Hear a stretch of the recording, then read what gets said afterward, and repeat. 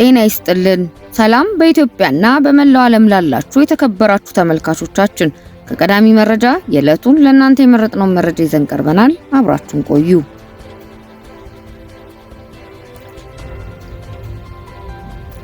የኬንያው ፕሬዝዳንት ዊሊያም ሩቶ ንግግር እያደረጉ በነበረበት ወቅት ጫማ ተወረወረባቸው። ፕሬዝዳንቱ ትናንት በሱና ዌስት ህዝብ በተሰበሰበበት ቦታ ንግግር እያደረጉ እያለ ከህዝብ መሃል ጫማ ተወርውሮባቸዋል። ፕሬዝዳንት ሩቶ የተወረወረውን ጫማ በእጃቸው ሲከላከሉም ታይተዋል። ፖሊስ ድርጊቱ ከተፈጸመ በኋላ 3 ሰዎችን አስሯል። የደህንነት ኤጀንሲዎች ለፕሬዝዳንቱ የሚደረግ ጥበቃ መጠናከር አለበትም ብለዋል። ሩቶ ጫማ ሳይወረወርባቸው በፊት በአካባቢው መንግስት ስለሰራቸው ቤቶች እየተናገሩና በሀገሪቱ መንግስት የእርሻ ወጪን ለመቀነስ እያደረገ ስላለው ጥረት እያወሩ ነበርም ተብሏል። የጸጥታ ኃይሎች ከ3ቱ ግለሰቦች በተጨማሪ ሌሎች ሰዎች ሊያዙ ይችላሉ ያሉ ሲሆን ተግባሩ በፖለቲካ ተነሳሽነት ቀድሞ የታቀደ ሊሆን ይችላልም ብለዋል።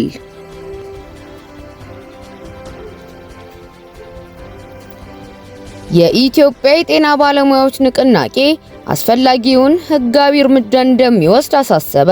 ንቅናቄው ለጤና ሚኒስቴርና ለሚመለከታቸው አካላት በጻፈው ግልጽ ደብዳቤ 12 የጤና ባለሙያዎችን ጥያቄዎችን በማደራጀት ለሚመለከታቸው ማቅረቡን ገልጿል። ጨምሮም ለእያንዳንዱ ጥያቄም ከሽንገላና ከዙሪያ ጥምጥም የተላቀቀ መልስ እንዲሰጠን ሁሉም ባለሙያ መብቱን ማስከበር እንዲችል እያስተባበርንና እያደራጀን እንገኛለን ካለ በኋላ ይህም ከፍተኛ ድጋፍ ማግኘቱን አስረድቷል። በአጭር ጊዜ ውስጥ የተፈጠረው አንድነት ጥያቄያችንን መሰረታዊ ፍላጎት ለማሟላት የተነሱ መሆናቸው በግልጽ ያሳያል ያለው ደብዳቤው በንቅናቄው ውስጥ ሐኪሞች፣ ነርሶች፣ ፋርማሲስቶች፣ የላብራቶሪ ባለሙያዎች፣ አነስቴስቲስቶች፣ ሌሎችም ባለሙያዎች በመምራትና በመሳተፍ መሰረታዊ ፍላጎታቸው እንዲሟላ እየጠየቁ መሆኑን አውስተዋል።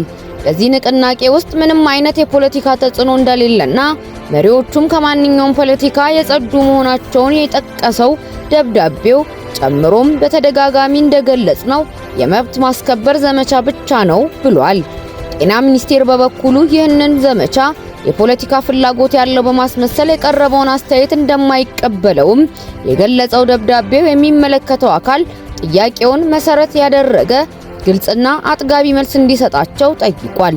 ደብዳቤው ሲቀጥልም ስራ ያቆማሉ የሚል እምነት የለንም በሚል የችግሩን መጠን ለማሳነስ የተኬደበት ርቀት ሁሉም የጤና ባለሙያ እንደተገነዘበው ገልጾ ለዚህም አስፈላጊ የተባለውን እርምጃ ሁሉ ለመውሰድ ባለሙያዎቹ ዝግጅታቸውን መጨረሳቸውን አስታውቋል።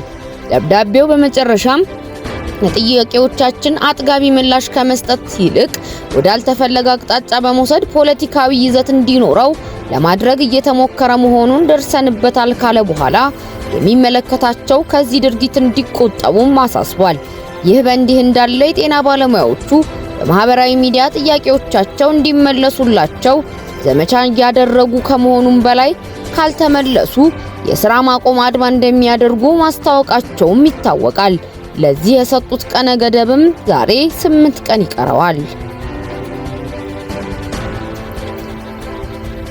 በትግራይ ክልል በእንደርታ ወረዳ መሰረት ቀበሌ ገበሬ ማህበር መንጨልፎ በተባለ መንደር በጥበቃ ሙያ የተሰማራ ግለሰብ በሚሰራበት ቦታ ከተዋወቃት ሴት አንድ ልጅ ይወልዳል።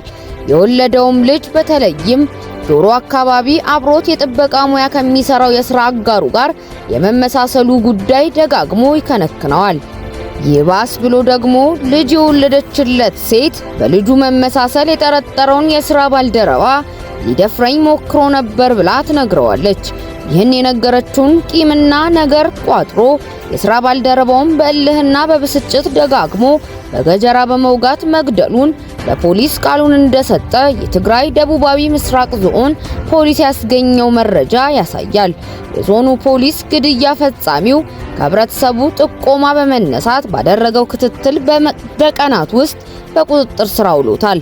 ካንተ ነው የወለድኩት ያለችኝ ልጅ በተለይ ጆሮ አካባቢ ከኔ ሳይሆን አብሮኝ ከሚሰራ ሰው ስለሚመስል አባቱ እርሱ ነው ብዬ በመጠርጠሬ በገጀራ ደጋግሜ በመውጋት ገድየዋለሁ ሲል ቃል መስጠቱን ፖሊስ አስታውቋል። በራስ አእምሮ ያለን ጥርጣሬ እንደ ፍጹም እውነት በመቁጠር ጉዳዩ በሕክምና መረጃ ሳይረጋገጥ በሌሎች ሰዎች ላይ ይህን መሰል ጭካኔ እርምጃ መውሰድ ለማያባራ የህሊና ጸጸት ይዳርጋል ያለው ፖሊስ ትዕግስትና ማስተዋል ይቅደም በማለት መክሯል። ክቡራን ተመልካቾቻችን ለሰዓቱ የመራረጥናቸው መረጃዎች ይህን ይመስላሉ። በሌላ መረጃ እስክንገናኝ ድረስ ሰናይ ጊዜ። ታማኝና ቀዳሚ መረጃ ለማግኘት ሰብስክራይብ በማድረግ ቤተሰብ ይሁኑ። ሌሎች ሰዎችም ታማኝ መረጃ እንዲደርሳቸው ላይክ እና ሼር በማድረግ አብራችሁን ሁኑ።